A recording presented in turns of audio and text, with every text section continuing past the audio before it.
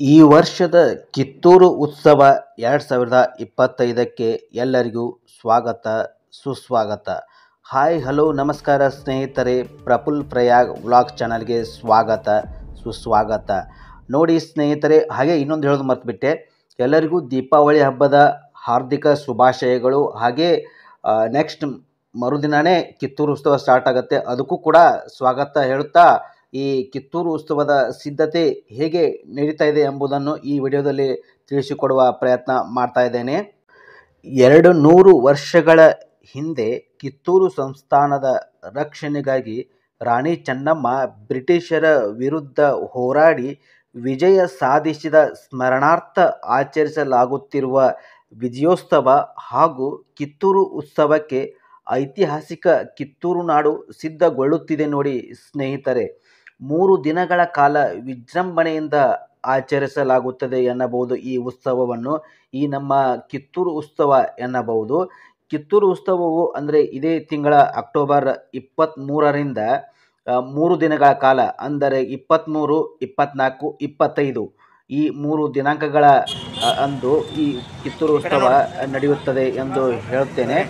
ಮತ್ತು ಕಿತ್ತೂರು ವಿಜಯ ಜ್ಯೋತಿ ಯಾತ್ರೆಗೆ ಬೆಂಗಳೂರಿನ ವಿಧಾನಸೌಧದ ಮುಂಭಾಗದಲ್ಲಿ ಅಕ್ಟೋಬರ್ 2ರಂದು ನಮ್ಮ ಮುಖ್ಯಮಂತ್ರಿಗಳಾದಂಥ ಸಿದ್ದರಾಮಯ್ಯನವರು ಚಾಲನೆ ನೀಡಿದ್ದರು. ಈ ವಿಜಯ ಜ್ಯೋತಿ ರಾಜ್ಯಾದ್ಯಂತ ಸಂಚರಿಸಿ ಅಕ್ಟೋಬರ್ 23ರಂದು ಕಿತ್ತೂರಿಗೆ ಆಗಮಿಸುತ್ತದೆ.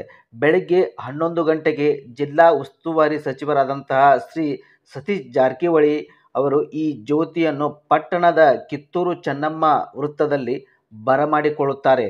ಬಳಿಕ ಚೆನ್ನಮ್ಮನ ವೃತ್ತದಿಂದ ಕೋಟೆ ಆವರಣದವರೆಗೂ ಮೆರವಣಿಗೆ ನಡೆಯುತ್ತದೆ.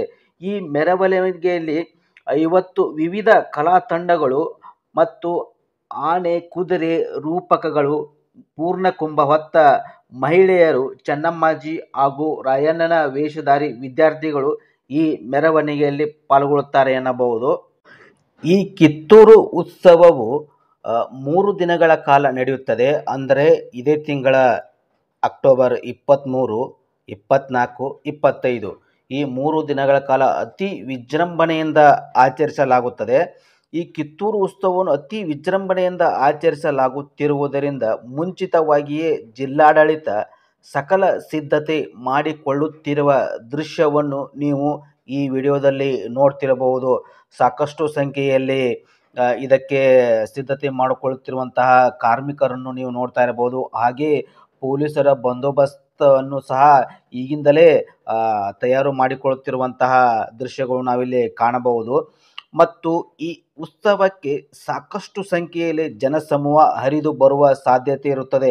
ಯಾಕಂದರೆ ನಾವು ಪ್ರತಿ ವರ್ಷ ನೋಡ್ತಾ ಇರ್ತೇವೆ, ಲಕ್ಷಾಂತರ ಸಂಖ್ಯೆಯಲ್ಲಿ ಜನಸಮೂಹ ತಂಡೋಪತಂಡವಾಗಿ ಬಂದು ಕಾರ್ಯಕ್ರಮವನ್ನು ಯಶಸ್ವಿ ಮಾಡಿ ಹೋಗುವುದನ್ನು ನೋಡಬಹುದು. ಮತ್ತು ಸಾಕಷ್ಟು ಸಂಖ್ಯೆಯಲ್ಲಿ ಕಾರ್ಯಕ್ರಮಗಳು ನಡೆಯುತ್ತಿರುತ್ತವೆ ಎಂದು ಹೇಳಬಹುದು.